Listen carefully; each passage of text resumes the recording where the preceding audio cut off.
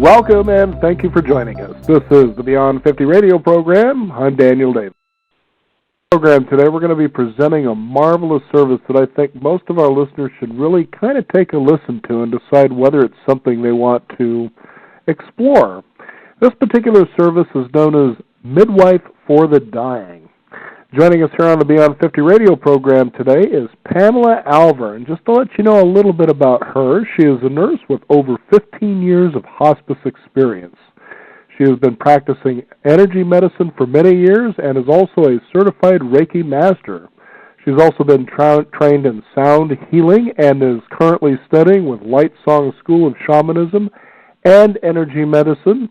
And she's joining us today from the Soul Wife Foundation, Midwife Foundation that is, to talk with us about what it is to be Midwife for the Dying. Pamela, thank you for joining us here on the program today. You're welcome. Now, how did you decide to go in this direction with your life to serve people?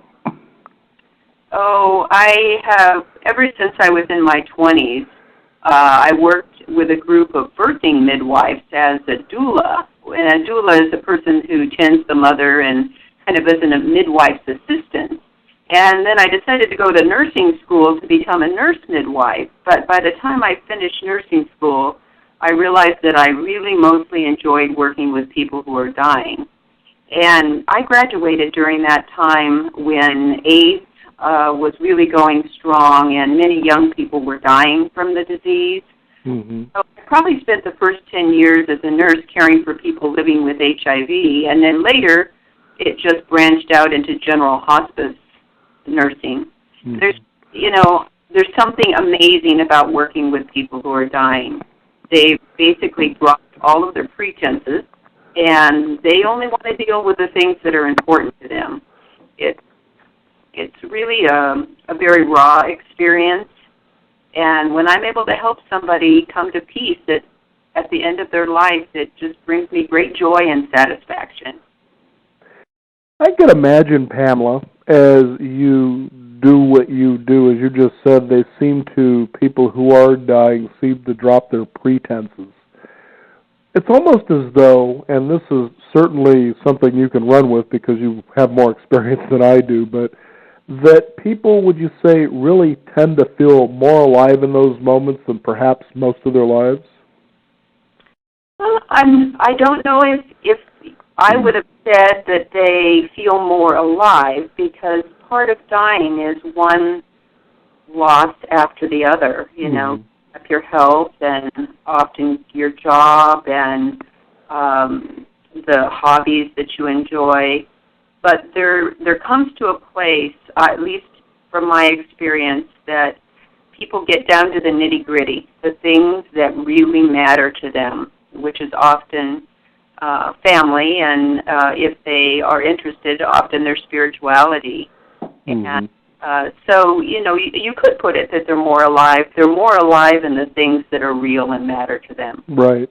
Yeah, I knew that would be an interesting way to try to ask that question, not to say that, well, they weren't really living much of a life, but the point is sort of like being in a present awareness, because we tend to live most of our days, our mind's either back here or it's forward, but it's never usually always right here, where pretty much all life and magic begins. And so you see someone or experience someone as you do when you're dealing with, for instance, somebody who's terminally ill and they are dying, that they are present. They're there, and it seems to be pretty regular. Is that kind of what the experience is like? Yes. There is a lot of looking backwards, a lot of reflection, reminiscing, and I believe people do that to kind of just bring their house in order, to be able to come to this, present moment where they're at. It's a lot of looking forward, of course, so yes. Now, tell us about your role, Pamela, as someone contacts you, what it is that you do and provide for people. Well, we call ourselves Midwives for the Dying, and I'm sure that most of the listeners are familiar with the term midwife because we've heard that for many years as far as a childbirth midwife. And so, the childbirth midwife supports the mother and the baby through the pregnancy and through the labor. Well, it's my belief that basically this same type of support is also needed leading up to the time of transition through death.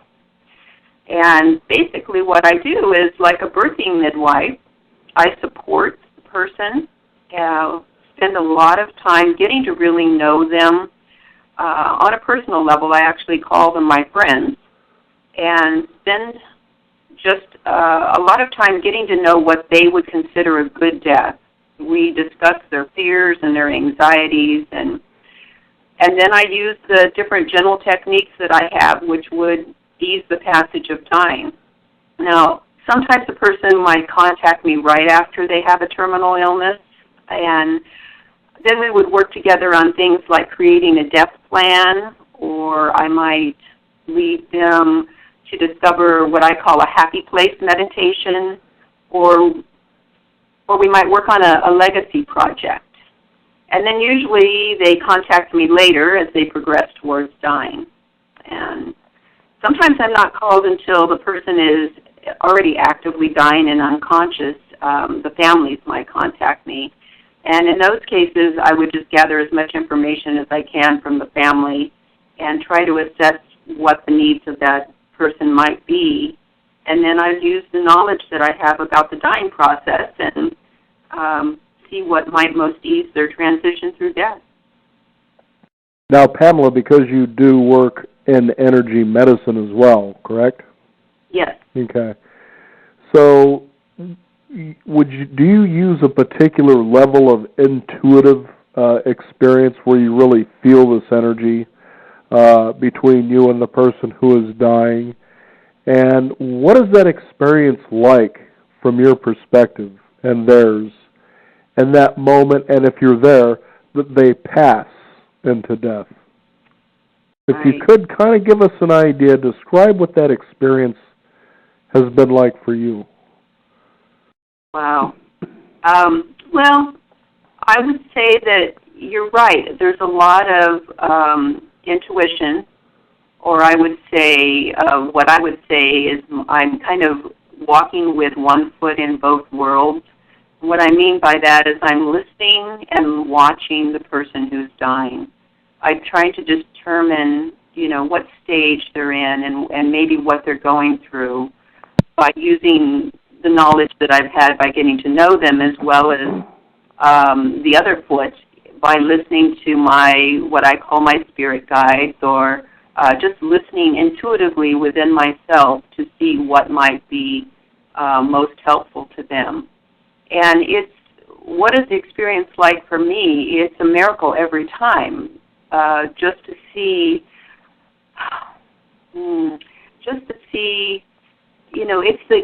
it's a birth in itself. It's just a birth that we don't understand, a birth going to an unknown place. And so that's miraculous to me. Mm-hmm. Has there been anything in the people that you have been with that surprised you as death came? Well, not really. I mean, I suppose, when I was first working in this field, I was constantly surprised, but anymore, not much surprises me. I mean, of course, I've seen the people that are talking to their loved ones who have passed away. I have seen people reaching out for things that I don't see. I was thinking the other day, there is something that has recently surprised me. Sometimes some of the what we would call the most spiritual people, the ministers, the celebrants, often go through a period of time that I'm calling the dark night of the soul. It seems for a short period of time, maybe 4 days or so, if that, they seem to lose their faith, seem to lose whatever it was that was spirituality to them, and they go into a place of really deep questioning and wondering if it's all true. I could imagine. Yes, right. That's why I know when I ask the question about has anything surprised you, probably not you, but sort of in context of our listeners who may not have a lot of experience with this at all. And that was kind of how I was taking the question there, that, maybe our listeners would get some insight from this experience. Right. Well, in the case of the Dark Night of the Soul, which we actually did a segment about 2 weeks ago on.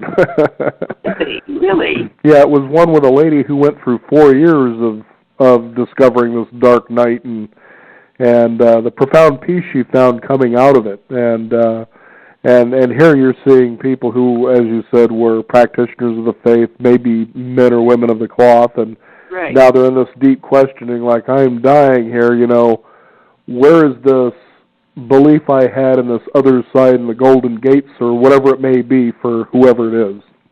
Right. Well, the way that knowledge can help people, families and caregivers who are supporting people who are dying, is they can understand that it's normal, and they cannot despair themselves, because for families and caregivers who are watching their, their celebrant or their priest or their minister, husband or wife go through this, that can just really be distressing to them. And so I think it's important for them to understand that really this is just a normal part of the letting go process. Mm-hmm.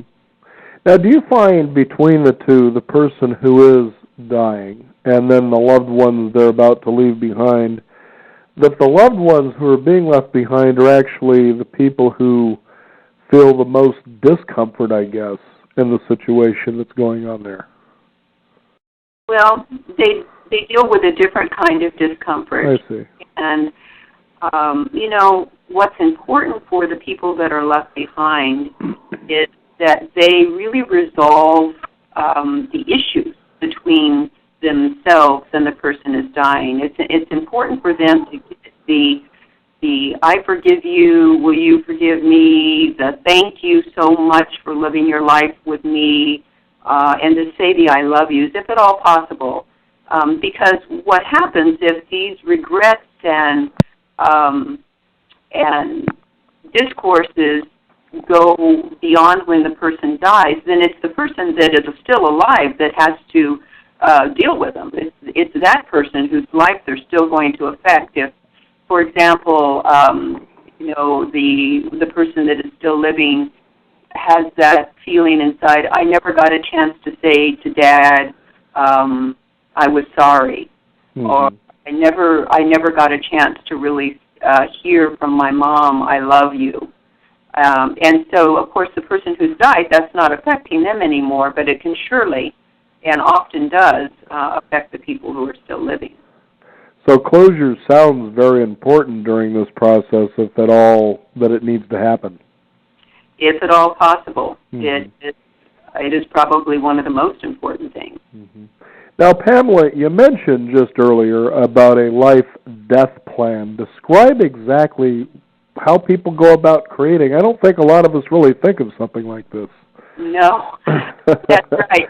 The majority of people simply choose not to even think about death. We stare at them in the face, as we say. And run out to the horror movies, and we'll think about it then, as long as it isn't me. Yeah. And what's surprising is that I'm dealing with people that have often been given 6 months or less to live, and even those people have not told somebody what they really want or what's important to them. But yeah, let me tell you a little bit about some of the things that might be included in a typical death plan.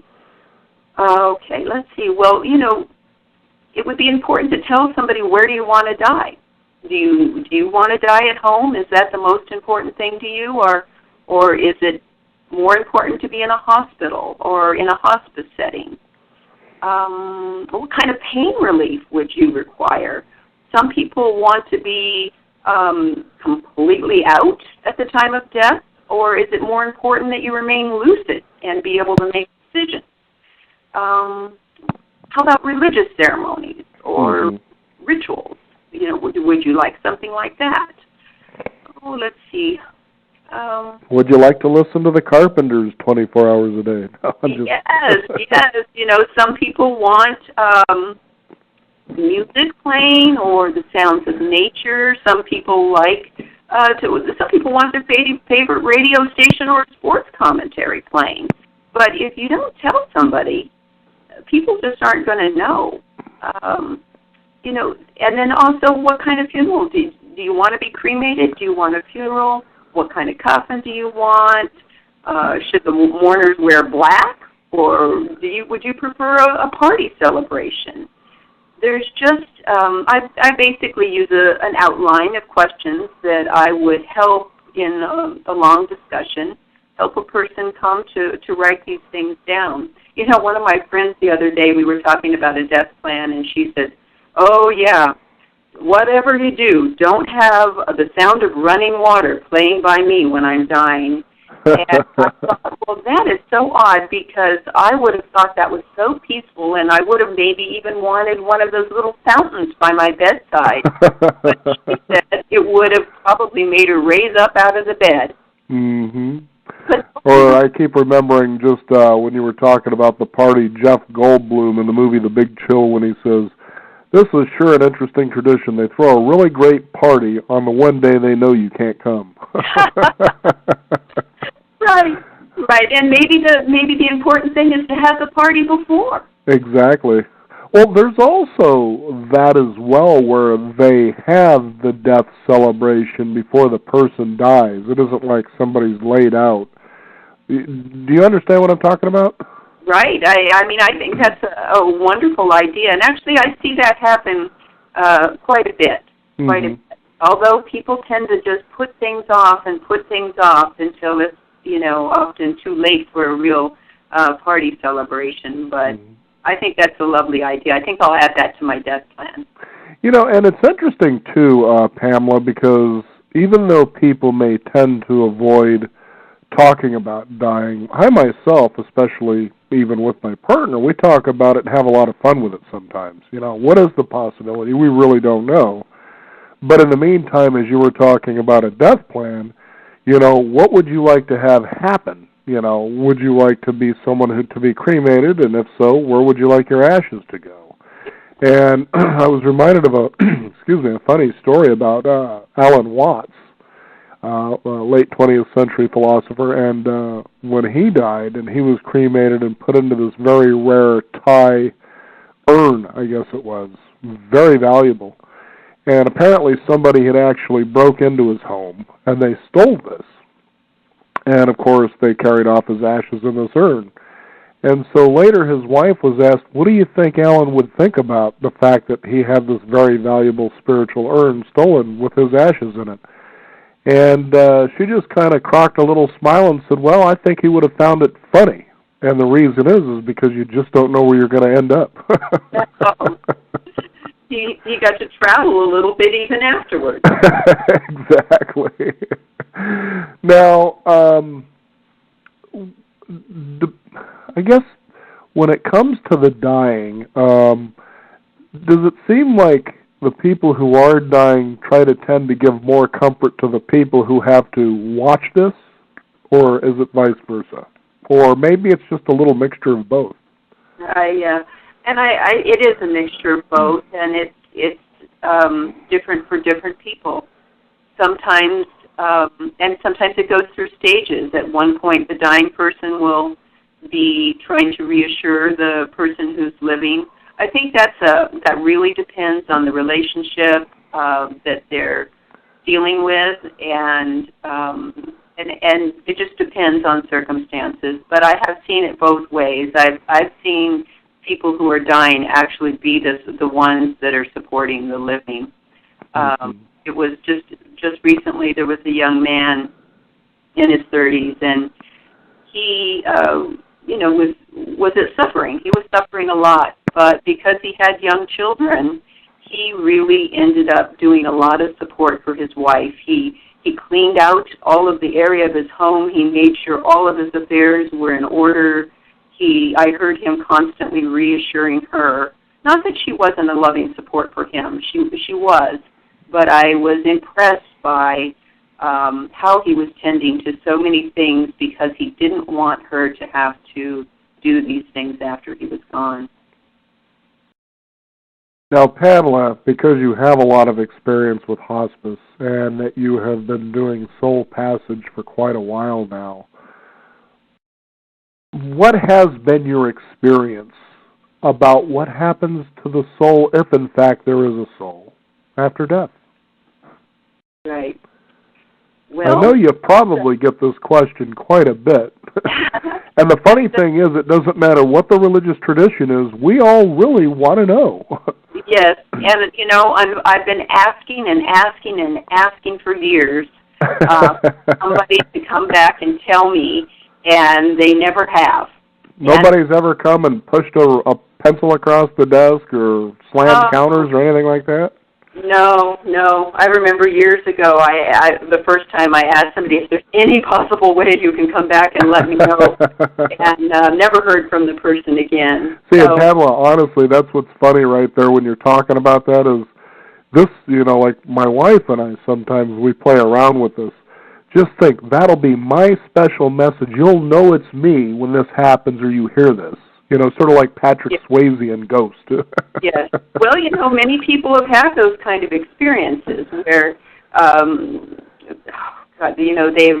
phone call has come after the person has already died, mm-hmm. or just something meaningful to them seems as if it's a message from the other side. But to tell you the truth, I just, like everybody else, I have my own beliefs. But they're nothing more than anyone else's own beliefs because I don't know for sure. But, let me tell you about something wonderful that I experienced in the shamanic practice that I am studying, and that is we do a journey, or you might call it a meditation, but a journey to the moment after we die. Not looking at how we've died, but it's the moment after. What do you see in your journey or meditation? And I'll say that I've done that journey, I think, 3 times, and all 3 times have been something different. All 3 times have been something beautiful and wonderful that I could hold as I'm dying to say, okay, I'm going here. And it's, a place that would be comforting to me, but it's been different each time. So, once again, I just don't know. Now, your practice is out of Portland, Oregon. Is that true? Yes. Okay, and how can people in the area get a hold of you? And, in fact, do you do anything outside of the Portland area? Oh, yeah. Okay, great. Yes. I basically travel anywhere somebody needs me. I do require that if I'm traveling outside of the state that people pay the travel expenses, or that would become ridiculous for my. Mm-hmm. But to get a hold of me, I'm at www.soulpassage.net, and they can just go on the website there, and there's a way to contact me by email, or they have an opportunity to set up a 30-minute discovery meeting with me. For example, a lot of people might want to get to know me better to see if it's a good fit or if having a soul midwife is something they want. And so I offer a 30-minute free just telephone conversation with them to see, if we can work together. And that website again? It's www.soulpassage.net. Fascinating subject. It always is, and we certainly bring it up enough for people to actually begin to just talk about it. I think it's, something that all of us shouldn't be avoiding, acting like, oh, this is a bad thing, but really kind of going into it and discovering, what is this, and the miracle of what it is to hold life in your hands while you have it. Right. Well, we're all going to die. And the attrition rate is at 100%, I last heard. 100%. Pamela, thank you so much for joining us here on the Beyond 50 radio program. One more time on your website. www.soulpassage.net. Thanks again. You're welcome. Thanks for having me. Thank you, the listeners out there, for tuning in. This is the Beyond 50 radio program. Find out more about us by visiting beyond50radio.com. The number 50. We have a free weekly e-news update we encourage you to subscribe to while you're there to find out more. I'm Daniel Davis. Thank you for joining us. This is the Beyond 50 radio program, and remember, live your day past halfway.